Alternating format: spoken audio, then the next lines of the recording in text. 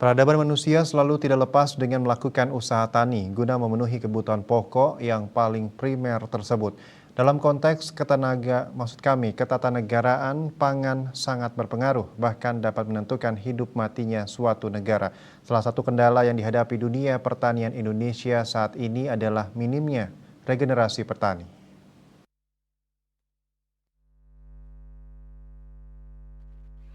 Guru Besar Program Studi Teknik Pertanian dan Biosistem Fakultas Teknologi Pertanian Universitas Udayana Profesor Inyoman Sucipto mengatakan, sektor pertanian memiliki krisis kaderisasi petani karena mayoritas sudah sepuh.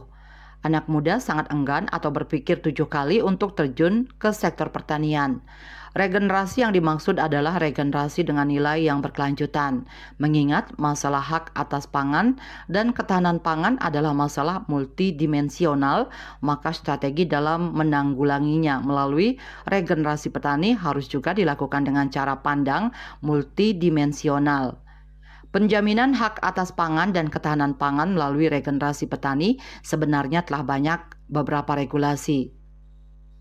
Regulasi tersebut diantaranya adalah Peraturan Menteri Pertanian Nomor 7 garing Permentan garing OT.140 garing 1 garing 2013 tahun 2013 tentang pedoman regenerasi petani dilakukan melalui pembentukan kelompok pemuda tani nelayan Taruna Tani, Saka, Taruna Bumi, Kepramukaan, Pertukaran Pemuda Tani ke luar negeri, Sekolah Lapangan Pengendalian Hama Terpadu, PHT, dan program magang. Beberapa program pemberdayaan pemuda pedesaan juga diterapkan Kemenpora dan Kementan seperti program Sarjana Membangun Desa, Pendampingan, dan Indonesia Mengajar.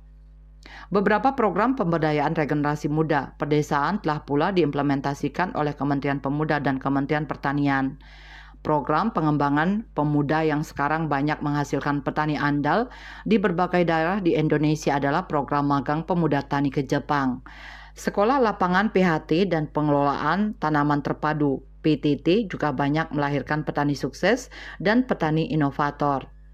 Regulasi lain untuk regenerasi petani juga mulai dirintis oleh Kementerian Pertanian seperti pengembangan generasi muda pertanian sebagaimana telah diubah dengan Keputusan Menteri Pertanian Republik Indonesia Nomor 10 garing KPTS garing SM.210 garing 1 Romawi garing 05 garing 2019 tentang pedoman penumbuhan wirausaha muda pertanian.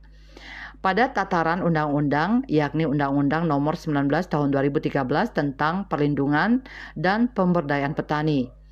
Undang-undang tersebut kemudian dilaksanakan melalui Peraturan Menteri Pertanian Republik Indonesia Nomor 67 garing Permentan garing SM.050 garing 12 garing 2016 tentang pembinaan kelembagaan petani, Peraturan Menteri Pertanian Nomor 04 Tahun 2019 tentang pedoman gerakan pembangunan sumber daya manusia pertanian menuju lumbung pangan dunia 2045 sebagaimana terakhir diubah dengan Peraturan Menteri Pertanian Nomor 09 Tahun 2019.